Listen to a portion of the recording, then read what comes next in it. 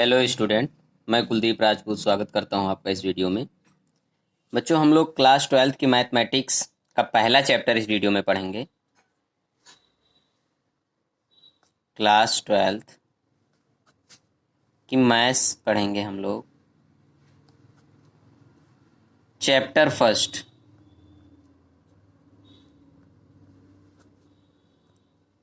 First, है हमारा संबंध एवं फलन। संबंध एवं फलन, इंग्लिश में बोलते हैं relation and function. Relations and function. हम लोगों ने 11th क्लास में पढ़ा होगा संबंध एवं फलन, लेकिन 12th क्लास में हम लोग इसको विस्तार से फिर से पढ़ते हैं। तो चलिए, सबसे पहले हम जानते हैं संबंध एवं फलन में कितने टाइप से क्वेश्चन बन सकते हैं या कितने टाइप से क्वेश्चन बनते हैं। संबंध के प्रकार, अगर हम संबंध के प्रकार की बात करें कि संबंध यानी कि इसमें हम लोग कितने प्रकार से संबंधों को पढ़ेंगे, तो टाइप्स ऑफ अगर हम संबंध की बात करें, संबंध के प्रकार, अगर हम संबंध के प्रकार की बात करें तो देखिए, संबंध हम लोग 3 प्रकार से पढ़ेंगे। पहला संबंध पढ़ेंगे स्वतुल्य।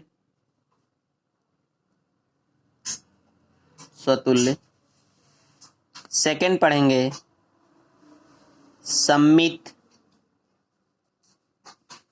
थर्ड पढ़ेंगे संक्रामक। 3 प्रकार से संबंधों को पढ़ेंगे, स्वतुल्य, सम्मित, संक्रामक। ये तीनों संबंध मिलके बनाते हैं तुल्यता संबंध।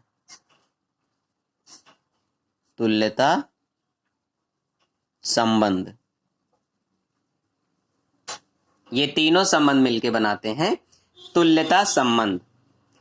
इसके अलावा देखिए, इसमें हम लोग संबंधों का संयोजन पढ़ते हैं। संबंधों का संयोजन, बच्चों इसमें हम लोग संबंध एवं फलन से जितने टॉपिक्स आते हैं सारे टॉपिक्स पढ़ेंगे, संबंधों का संयोजन पढ़ेंगे। इसके बाद हम लोग फलन की बात करते हैं। अगर हम बात करें फलन के बारे में बात करते हैं, फलन कितने टाइप से होते हैं। अगर हम लोग फलन की बात करें तो फलन हमारे 2 टाइप्स के होते हैं। पहला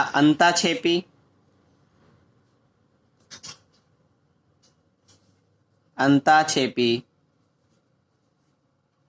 और दूसरा होता है हमारा आच्छादक। अंताक्षेपी ये भी हमारे 2 टाइप से होते हैं। अंताक्षेपी 2 टाइप से होते हैं। पहला टाइप आता है इसमें एकैकी। इनके बारे में हम लोग विस्तार से पढ़ेंगे अगले वीडियो में। एकैकी और दूसरा होता है बहुएकक।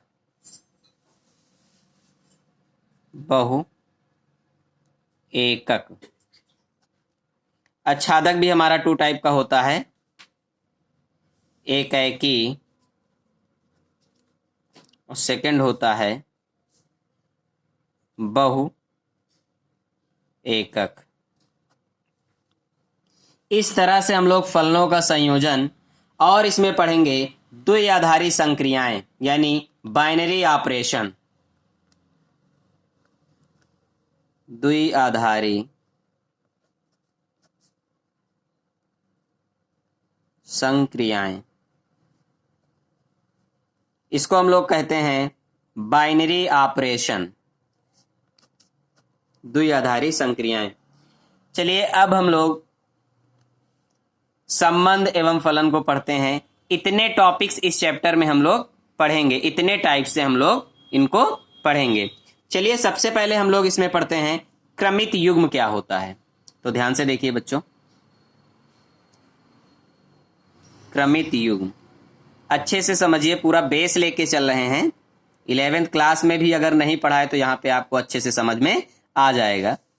क्रमित युग्म, क्रमित युग्म को कहते हैं ऑर्डर्ड पेयर। Ordered pair. देखिए क्रमित युग्म क्या होते हैं। सबसे पहले यानी क्रम से, यानी युग्म माने जोड़ा, क्रमित माने क्रम और युग्म माने जोड़ा। अगर हम इसकी बात करें यानी जिसमें क्रम का महत्व होता है उसे हम लोग क्रमित युग्म कहते हैं। बच्चों बहुत अच्छे से आप वीडियो को देखिएगा, पूरा आपको समझ में आ जाएगा। तो क्रमित युग्म क्या होता है, हमने बताया जिसमें क्रम का महत्व हो उसे क्रमित युग्म कहते हैं। यानी क्रमित माने क्रम से और युग्म माने जोड़ा। ठीक, चलिए यहाँ पे अगर हम देखें, एक पेयर देखें ए और बी का, ये दो सेट है, ये दो सेट होते हैं हमारे। यहां पे मान लो ये प्रथम अवयव है, ये हमारा प्रथम अवयव है, अवयव, और ये हमारा द्वितीय अवयव है, द्वितीय अवयव है। अगर यहां पे हम कहें एक समुच्चय ए का अवयव होता, अगर इसको मान लें ये एक ए है और इसको हम मान लें ये बी है, तो हम लोग क्या देख रहे हैं यहाँ पे, अगर हम कहें समुच्चय ए का अवयव होता है यहाँ पे और दूसरा समुच्चय बी का अवयव है, एक समुच्चय ए का अवयव है और एक समुच्चय बी का अवयव है। जब हम ए क्रॉस बी निकालते हैं, ए क्रॉस बी यानी जिसको हम कहते हैं कार्तीय गुणन, ए क्रॉस बी का मतलब कहते हैं कार्तीय गुणन। अगर ए क्रॉस बी की बात करें तो देखिए A cross B, A cross B का मतलब होता है कार्तीय, कार्तीय गुणन, कार्तीय गुणन। तो देखिए A cross B, A comma B such that A belong to A and B belong to B। अगर इसको हम लोग एक एग्जाम्पल के माध्यम से समझें, एग्जाम्पल देख लीजिए, कोई भी यहाँ पे एग्जाम्पल समझिए। अगर कोई निर्देशांक यहाँ पे हम ले लेते हैं, एक्स वाई प्लेन है, अगर एक्स वाई प्लेन है, बहुत अच्छे से समझिए, ये हमारा x है और ये हमारा x एक्सिस है और ये हमारा y एक्सिस है, ये ओरिजिन है, मूल बिंदु है। अब ध्यान से देखिए, अगर यहां पे हम कोई पॉइंट ले लें 3,4, 3,4, तो जो 3 आया है पहले आने वाला है, यहां पे 3 क्या पहले आया है, तो मान लीजिए यहां 3 की डिस्टेंस यहां पे है, ये 3 हो गया और 4 हमारा यहां पे है। अगर यहां पे हम पॉइंट चेंज कर दें, 4 और 3 ले लें, तो अब यहां पे डिस्टेंस क्या हो जाएगी, चेंज हो जाएगी। यानी इसमें क्रम का बहुत महत्व है, इसीलिए इसको कहा गया है क्रमित युग्म। यहां पे जो हमने 3,4 लिया है, 3,4 लेने का मतलब है जो 3 है, 3 की डिस्टेंस ये है और हमारी 4 की डिस्टेंस ये हो जाएगी। लेकिन अगर यहां पे हम ये निर्देशांक बदल दें तो इनकी डिस्टेंस भी चेंज हो जाएगी, इसलिए यहां पे क्रम का बहुत महत्व है। ठीक है बच्चों, अब हम लोग बात कर लेते हैं रिलेशन की। चलिए अब हम लोग रिलेशन की बात करते हैं। रिलेशन क्या होता है? रिलेशन, सभी लोग जानते हैं रिलेशन का मतलब होता है संबंध। रिलेशन का मतलब होता है संबंध। क्या होता है संबंध? अगर हम जैसे एग्जांपल की बात करें, जैसे दो लोग हैं तो उनके बीच कुछ ना कुछ यानी कोई ना कोई संबंध होगा। कैसा संबंध हो सकता है? पिता पुत्र का संबंध हो सकता है, माँ बेटे का संबंध हो सकता है, पति पत्नी का संबंध हो सकता है, भाई बहन का संबंध हो सकता है। ये सब रिलेशन होते हैं, ये सब संबंध होते हैं। लेकिन ये सब व्यवहारिक जीवन के रिलेशन हैं। लेकिन हम लोग जो यहाँ पे पढ़ेंगे वो मैथ के रिलेशन यानी गणित के संबंध पढ़ेंगे। वो कैसे पढ़ते हैं चलिए देखते हैं यहाँ पे हम लोग। तो रिलेशन आप लोग समझ गए होंगे क्या होता है। अगर हम कार्तीय गुणन की बात करें तो आप लोगों ने देखा कि ए क्रॉस बी, कार्तीय गुणन होता क्या है, अभी आप लोगों ने देखा ए क्रॉस बी, उसके जितने उपसमुच्चय होंगे वो ए और बी के बीच के रिलेशन प्रदर्शित करेंगे। जैसे ध्यान से देखिए, यदि ए और बी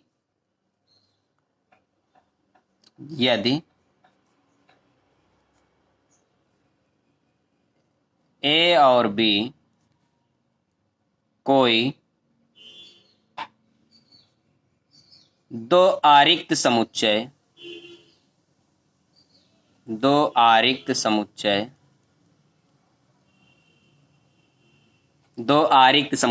आरिक्त समुच्चय का मतलब होता है, आरिक्त का मतलब होता है जिसमें कोई ना कोई एलिमेंट हो। आरिक्त समुच्चय है तब। अगर हम बात करें ए क्रॉस बी की, ए क्रॉस बी का मतलब होता है ए और बी का, यहां लिख दे रहे हैं, ए और बी का कार्तीय गुणन, ए और बी का कार्तीय गुणन। ए क्रॉस बी के उपसमुच्चय, ए क्रॉस बी के उपसमुच्चय ए व बी के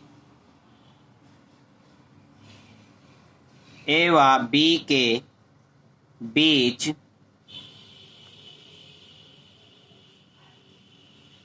संबंध कहलाते हैं।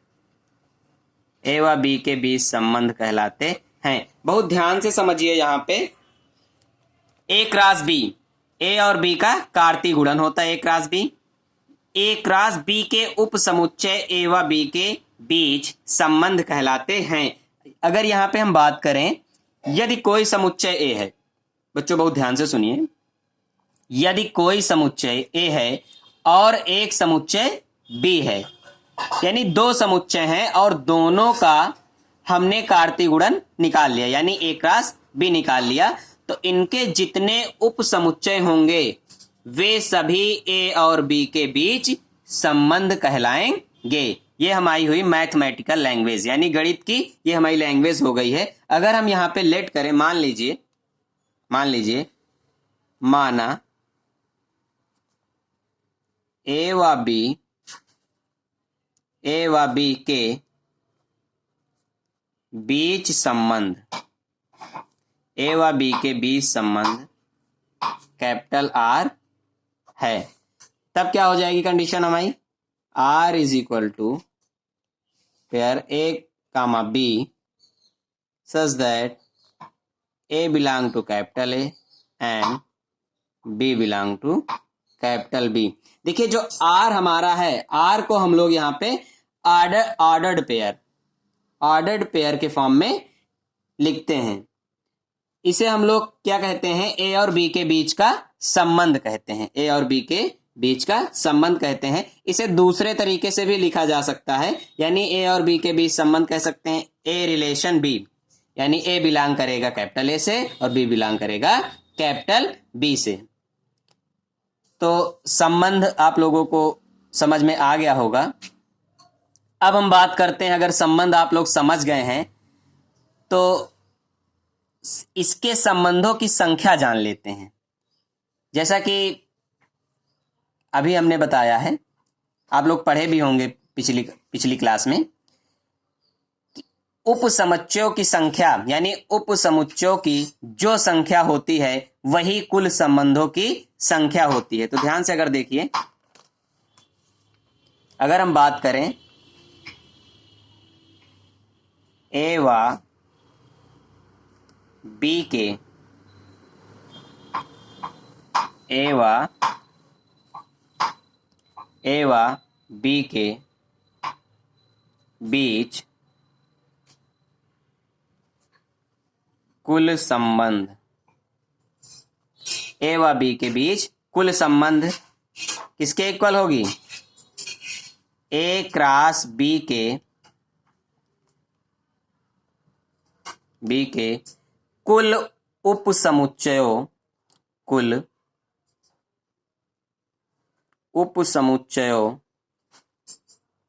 की संख्या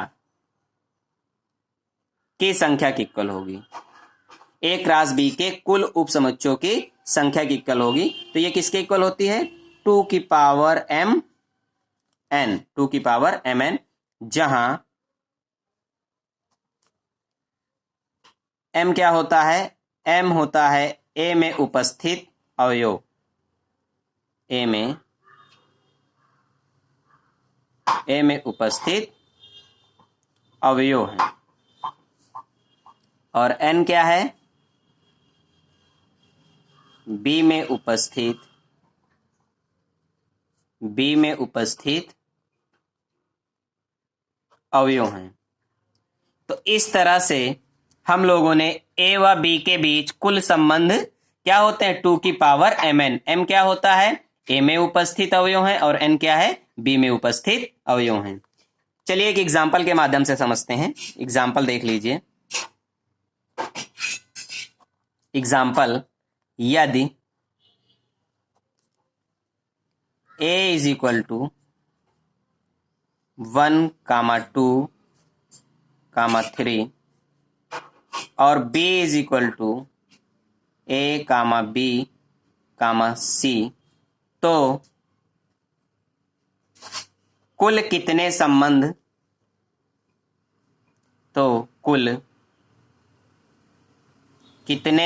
आएंगे? तो कुल कितने संबंध आएंगे? तो चलिए यहां पे हम इसका सलूशन करते हैं। तो ध्यान से समझिए। ए में कितने अवयव हैं? 1, 2, 3। बी में कितने हैं? 1, 2, 3। तो हम लोग यहां देख रहे हैं, तो ए में जो उपस्थित अवयव होते हैं वो क्या प्रदर्शित करते हैं? m। ए में जो उपस्थित अवयव होते हैं वो, यानी यहां पे जो हमें m है, m इज इक्वल टू कितना है? 3, क्योंकि ए में कितने अवयव? 1, 2, 3। और n में, यानी कि n क्या होता है? b में उपस्थित अवयव होते हैं। तो a b c यानी 1, 2, 3। तो n में भी कितने हैं? 3। तो हमें m पता है और n पता है, तो हम लोग जानते हैं, वी नो दैट, कि a व b के अगर बीच हमें कुल संबंध निकालने हैं तो क्या होता है? 2 की पावर m n। तो 2 की पावर mn यानी 2 की पावर m की वैल्यू भी 3 है और n की वैल्यू भी 3 है, यानी 2 की पावर 9। 2 की पावर 9 का मतलब 2 का 9 बार मल्टीप्लिकेशन। तो चलिए कर लीजिए, कितना आ जाएगा? 2 into 2 into 2 into 2 into 2 into 2 into 2 into 2 1, 2, 3, 4, 5, 6, 7, 8, 9। 2 2 जा 4, 4 2 जा 8, 8 2 जा 16, 16 2 जा 32, 32, 2 2 जा 4, 4 2 जा 8, 8 2 जा 16, 32 और 16, इसका हम लोग मल्टीप्लिकेशन करेंगे तो आ जाएगा 512। तो जो ए और बी में हमें कुल संबंध मिलेंगे वो कितने मिलेंगे? 512। तो बच्चों इस तरह से हम लोगों ने इस वीडियो में रिलेशन को समझ लिया है। अब हम लोग पढ़ेंगे संबंध में, यानी प्रांत, सह प्रांत और परिसर क्या होते हैं। अगले वीडियो में हम लोग पढ़ेंगे प्रांत, सह प्रांत और परिसर के बारे में।